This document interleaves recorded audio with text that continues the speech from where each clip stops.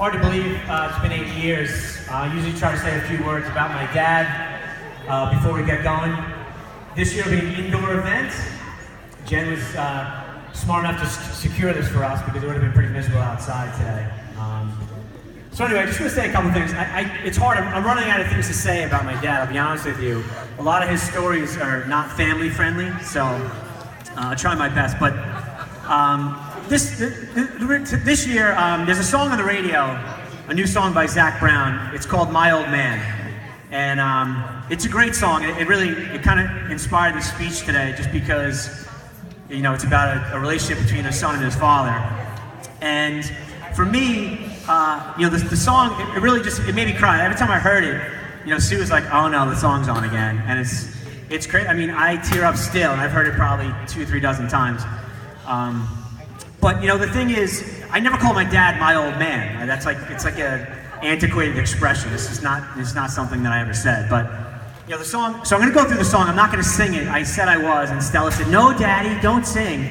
So that's good for everybody. My friend Steve is going to sing when I'm done, though, and he's very good. Not that song. But not that song. No, he doesn't know. He's not a country guy. So anyway, the song starts off. The opening line is, "He was a giant when I was just a kid." Now, my dad was not big in stature, like John Garside or Mr. G, but his personality was larger than life. So he was big in spirit and big in, you knew he was there. You know, there was no hiding when Frank Toto was around. So he might not have been tall and big, but he was a giant to me, you know, as a kid. And the song continues with, I was always trying to do everything he did. I can still remember every lesson he taught me, growing up, learning how to be like my old man. So I spoke about this in my eulogy. But I can remember being a little kid and my dad shaving, and I mean, I got scruffed now, but he would shave in the morning and be scruffed by the middle of, you know, the day.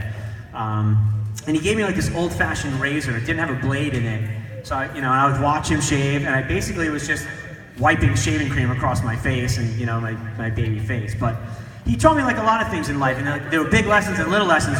He taught me how to like whittle a stick. He found his pocket knife walking with Pete and Mr. G, this rusty, and he was so excited. He came, Steve, look at this pocket knife I got you, this thing's great.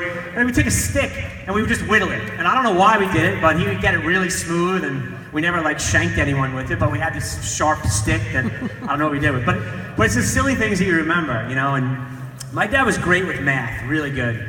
And I was always amazed in the car, we'd be on trips, and he would just do math in his head. And I couldn't understand how he could multiply and divide and add these numbers in his head. And it's something I wanted to do myself, so I kind of really practiced. And as I got older, you know, he taught me the rounding tricks, drop a zero, whatever it is. And if he was still here, I gotta be honest, I think I might be able to be better than him in math right now. I'm pretty good. So just some of the things, you know, I mean, there's important things and then there's small things, but those are some of the things that when I hear that line in the song, I think about my dad. Then the second verse is, he was a lion, we were our father's pride. Now, I can't even tell you how many times my dad told me he was proud of me as a kid growing up. Whether it was, you know, getting a good grade on a test or the rare moment I made a nice play in baseball or soccer, not that often. Very rare, very rare, Larry.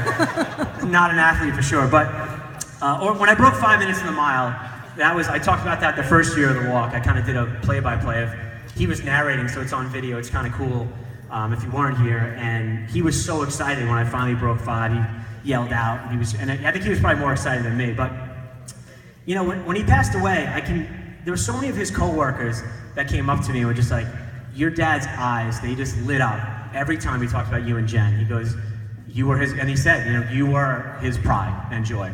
And my sister, you know, he was so proud of her for being a successful school teacher. Even though when originally she's like, oh, I want to be a school teacher, he's like, that's just moronic. Jennifer, why?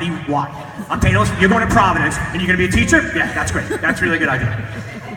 But once he saw like how she really wanted to be a teacher, you know, he embraced it, and he became, you know, one of her biggest supporters, and it turned out great, because she's working with Chris Murphy for 20 years. I found that out this morning. That's crazy. That also means we're all getting pretty old. So, the song continues with, he knew how to lift me up and when to let me fall. Looking back, he always had a plan, my old man. So my dad, he never coddled me. That's not, you know, his way of life, but he was supportive. So he was never, if I was like, oh, I'm too upset I can't go to school because of who the president was, he would have beat me. And I would have deserved it, because that's just ridiculous. There were no puppies, there were no safe places and safety pins. But the reality is if I was really upset about something, my dad picked me up. He knew what to say, and he was loving and supportive. So while he might have been, he was my biggest supporter and my biggest critic, and for me, 35 years of that experience, it taught me a lot about life. So I think that's good. Let's get to the next verse. We're almost done with the song. At least I'm not singing. You just be happy about that. So the third verse is, my old man, feel the callus on his hands and dusty overalls. My old man, now I finally understand. I have a lot to learn from my old man. Now, my dad never wore overalls, whether it was dusty or clean for that matter, and that's good. I would have paid serious money to see that, though. But he did have calluses on his hands, and I don't know why. I mean, he didn't do manual labor, but he had rough hands. And since my sister made me join the gym about a year ago, I now have calluses. And Stella, when we're reading books before bedtime, she plays with the calluses on my hands. And it's fun because she goes through which fingers, Dad, this one's good, this one's not good. Oh, Dad, no, that one's not good. And we do it, the 10 fingers. Usually 4 are usually bad, right? And 6 are usually good.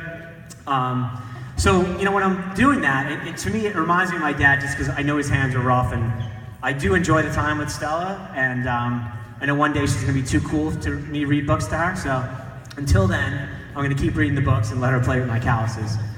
Then the song continues with, now I'm a giant, got a son of my own. He's always trying to go everywhere I go, do the best I can to raise him up the right way, hoping that he someday wants to be like his old man. For the last 18 months, I've been lucky enough to have Ethan, be living with Ethan. And I've watched him grow up, and he's a sweet little boy. And, we throw a ball around in the backyard, play soccer. And I'm sure, my dad, there were a lot of times when my dad was tired after work, and I'm sure he didn't want to go outside and throw a ball around, but he did. He always did. If I asked, he never said no. And there's times Ethan wants to go, and I'm like, oh my God, I'm so, but we go, and we have a good time. And that's what you do, and that's what's important. Those are the things that my dad taught me, and it's about family, and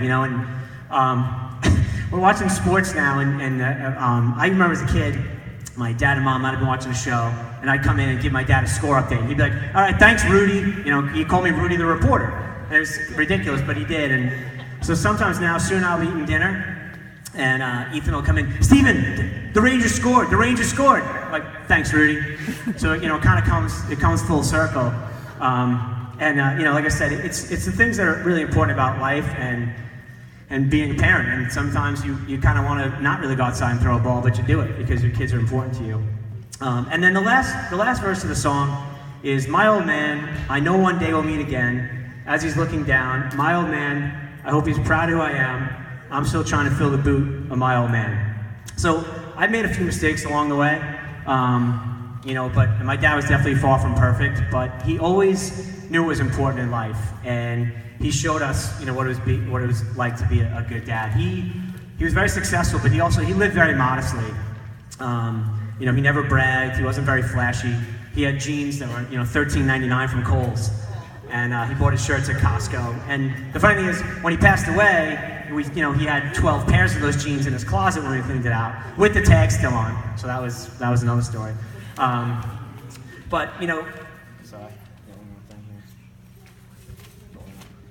So for me, it's as a dad now, I'm just trying to do the best I can with Stella and Ethan. It's not easy.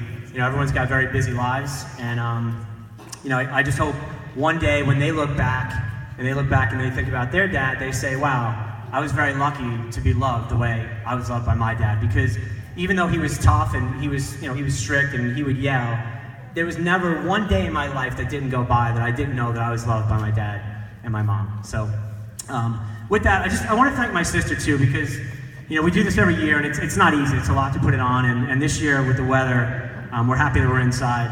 So Jen did a great job of that, and every year she does. All these prizes that are here. This is Jen, and my mom this year went on a scavenger hunt, and you finally did something, Jeannie. It's good, so we appreciate that. We love you just as much as we love Dad. But no, in all seriousness, Jen's busy. Look, she's got 2 boys that can't wait to go play basketball again right now. They're like, shut up, Uncle Steven. But they're busy. They had games last night. They got games later today. They got games tomorrow on Mother's Day. John works a full job. Jen works a full-time job. And, she always finds time for her family and time for this walk. And after this year, we've raised $26,000 in scholarships that we're going to be giving away.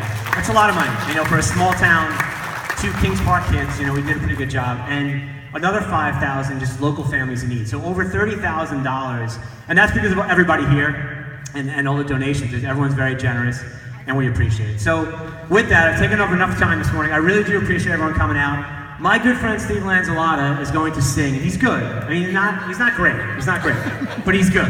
He's adequate. He's mediocre at best. He's still working on his second album, right? 15 years later. But the acoustics in here are very good. So last year around the track, it was kind of hard to hear him. I think today it should be good. So I'm going to let him sing. We're going to try to walk around this perimeter here. We don't know what 3 miles is, so just walk. Father Mark's he's a stickler for distance. So Father Mark, you let us know when you hit 3, and then we'll stop. And we'll start. We'll get hot dogs over there. Thank you, everyone, for coming. I appreciate it. Thank you.